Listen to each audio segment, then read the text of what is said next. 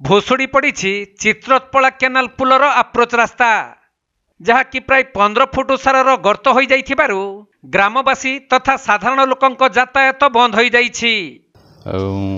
आमर ये जो पोलोटी होती पोलोटी काली राति भांगी जबार आम बहुत पिला माने स्कूल को भी जाई पारुना गाड़ी मोटर कौन गाड़ी मोटर भी जापार यहाँ सब ये हो सरकार को ये अनुरोध यहाँ केमती काम कार्यकारी हो यथाशीघ्र ये हूँ नवेदन सरकार पाखे यहाँ केमती हो दरकार।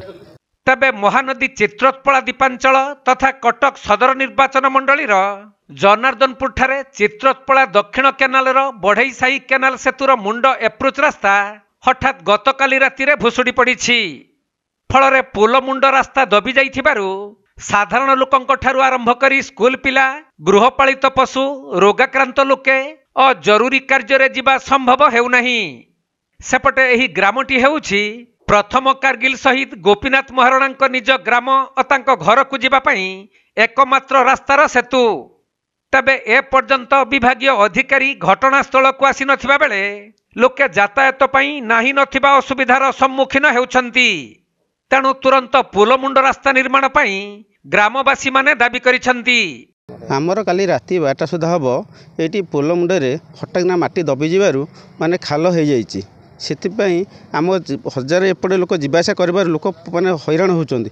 तुरंत सरकार को आम अनुरोध करुचु जिते पार्टी यहाँ अतिशीघ्र कम करूँ जेहेतु आज मेडिकल केस भल तो पड़ पारे आम्बुलांस भी आसीपारूनी लोक जावासा बहुत समस्या हाँ पड़ू हारारी 15 फुट माने खाल हो जाए पूरा आप निजे देखूँ लोक जावासा करने बहुत हैरान होती कह मैंने माटी दबी जाए पथ मैंने ढले होता से माटी दबिगला से पूरा खाल हो जाए माने बहुत लोग एपटे हजार लोक जावासा कर बहुत हैरान होती आम 100 गाँव रोचे यहाँ 100 गाँव बहुत लोक जावासा कर 1000 पाखापाखि लोक आम एपटे गाँव जावासा कर बहुत हैरान होती। सरकार आम एमती अनुरोध करुँ जते शीघ्र पार्टी आम साइड टे कम जते शीघ्र करूँ बस ना बहुत लोक हैरान होती।